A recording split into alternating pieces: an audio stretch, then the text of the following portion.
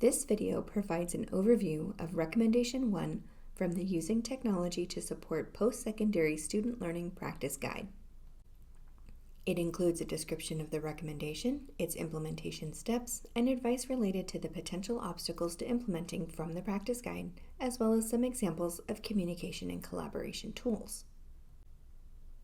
Recommendation 1 advises post-secondary instructors that there are statistically significant benefits to academic achievement, credit accumulation, persistence, student engagement, and motivation when communication and collaboration tools are used to increase interaction among students and between students and instructors.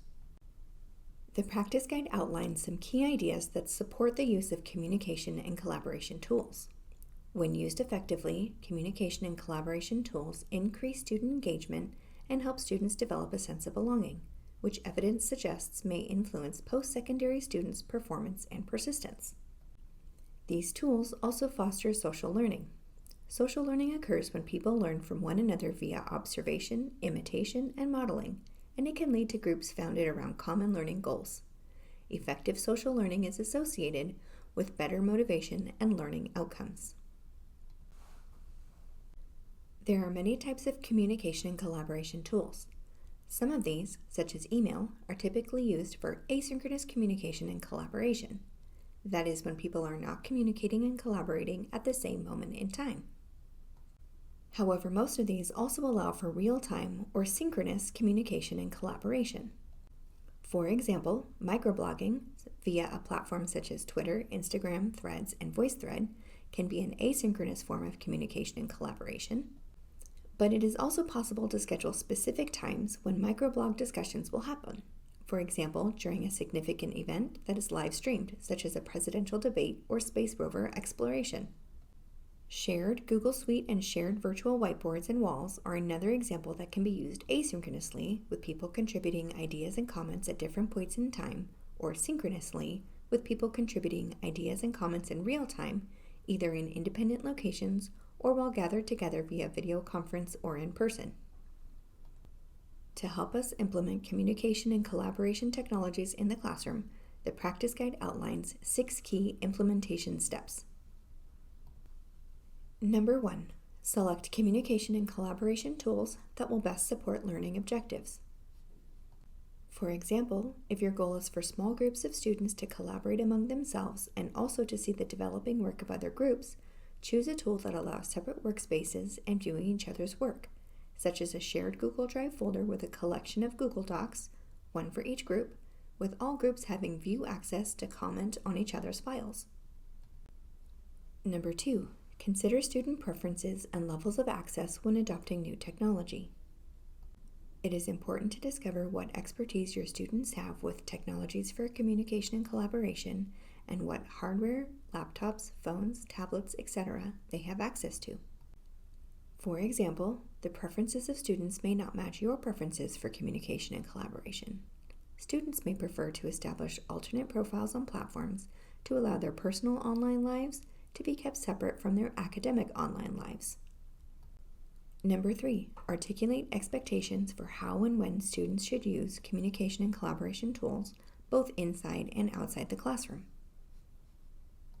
Students already use technology to communicate and collaborate in their daily lives. The norms for that use are likely different from the norms for class use.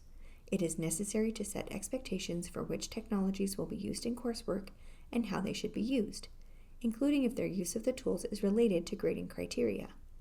Setting these expectations collaboratively with students may also help develop a sense of community. Number 4, seek information about communication and collaboration technologies currently available on campus and determine whether there is guidance and support for using them. Some institutions have learning management systems, LMS, communication and collaboration tools that can be enabled, or other institution-wide tools students are already accustomed to using. Number 5, monitor student participation and provide facilitation and feedback as needed. While communication and collaboration tools have many potential benefits, they also require instructors to diligently monitor, facilitate, and provide feedback to students. In particular, instructors should discourage negative exchanges such as bullying or unhelpful criticism. Number 6, Assess what is working and what is not. Consider your students' participation. Are all your students participating in similar amounts in meaningful ways? If not, are there any distinguishing characteristics between those who do and do not participate as expected? Also, evaluate your instructor workload. Are you able to monitor, contribute to, and provide feedback on students' participation? If things need adjusting, go back through the earlier implementation steps. As with implementing any educational strategy or approach, there are potential obstacles. The practice guide identifies 4 common potential obstacles to using communication and collaboration technologies. The first is related to instructor knowledge and skill. There are many types of communication and collaboration technologies, and it takes practice to choose ones that are effective for any given context or task. The practice guide's advice for addressing this is to enroll in professional development programs and seek out institutional resources from learning staff and instructional design centers. Another core place to find support is EDUCAUSE's 7 Things You Should Know About series, which provides answers to 7 important questions about a variety of communication and collaboration tools, including what is it, how does it work, who is doing it, why is it significant, what are the downsides, where is it going, and what are the implications for higher education. The second potential obstacle is related to instructor workloads. Using communication and collaboration technologies requires instructor time, and learning new communication and collaboration technologies takes even more time. Consider designing communication and collaboration activities so that students use self-assessment, peer assessment, and peer evaluation rather than instructor assessment. You can also model the difference between productive and less productive contributions by calling attention to both constructive and problematic posts, not by responding to every post. This can reduce your time and support students developing the skill to use technologies effectively. If available, you can also assign teaching assistants or even students to monitor and respond to communications. Another potential obstacle to using communication and collaboration technologies is privacy concerns. Both instructors and students need to be aware of their digital presence and take steps to protect it.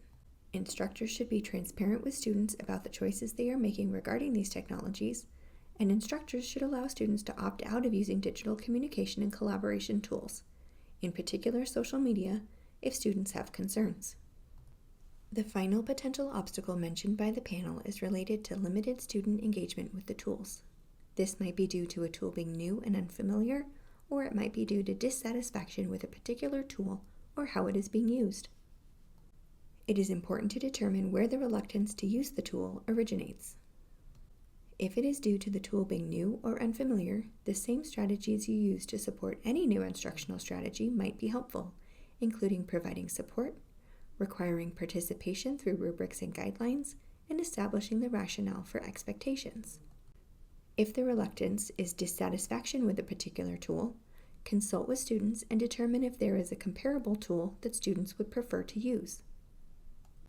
Throughout this course, you will address the recommendations and obstacles described in the practice guide and this video. To prepare for these conversations, take a few minutes to reflect on your current use of communication and collaboration tools. If you are not using them, where might they be a good fit for your students' learning goals? How might they help increase student engagement and build their sense of belonging? How might they foster social learning? If you are using them, how well are they meeting your learners' needs? Are they helping increase student engagement and building their sense of belonging? Are they fostering social learning? How might you refine your use of communication and collaboration tools?